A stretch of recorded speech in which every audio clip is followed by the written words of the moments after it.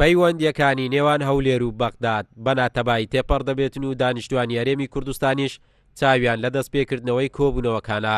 چاودێرێکی سیاسی دەڵێت چاوەڕوان دەکرێت دوای سەری ساڵ قۆناغێکی تری کۆبوونەوەکان دەست پێ بکەنەوە، بەڵام دەبێت کورد بە وریایی مامەڵە لەگەڵ مادە و بڕگەکانی دەستور بکات بۆ دەستەبەرکردنی مافەکانی.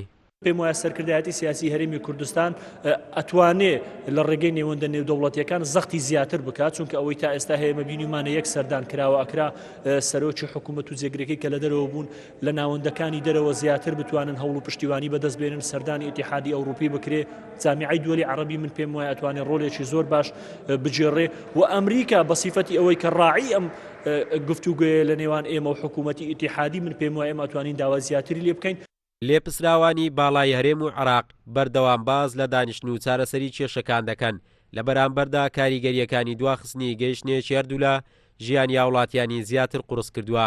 یاساناسێکیش ڕای وایە کورد دەبێت ئەم جارە شەڕی دەستەبەری بودجە و بژێوی ژیانی هاوڵاتیان بکات.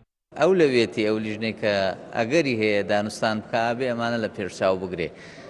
کیانی سیاسی هەرێم پارێزراوە لە دەستورا، بەڵام لە ڕووی کردداریەوە ئەگەری هەیە بکەوێتە بەر مەترسی بە پارێزگابوون و تا بچووک بوونەوە بمانەوەیان نابەرامبەریەکەیە لایانی سێمەتوانێن پرسە ئەوە خۆی ببینێتەوە. ئەو لەوێتەکان وەربگرێ بۆ پرسی چاکسازی لە گوزەران و ژیانی خەڵک و خۆشی دەست پێ بکە بە شێوەی کردداریەکینا دوجار ئەمە کەوینە کارەساتێکی ترەوە کە ڕەنگە عاقبەتەکەی باش نەبێت.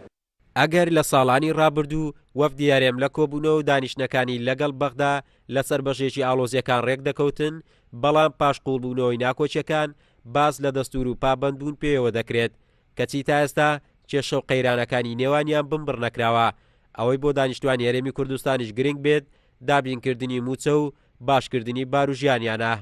قارەمان جەوهەر، کورسات نیوز، هەولێر.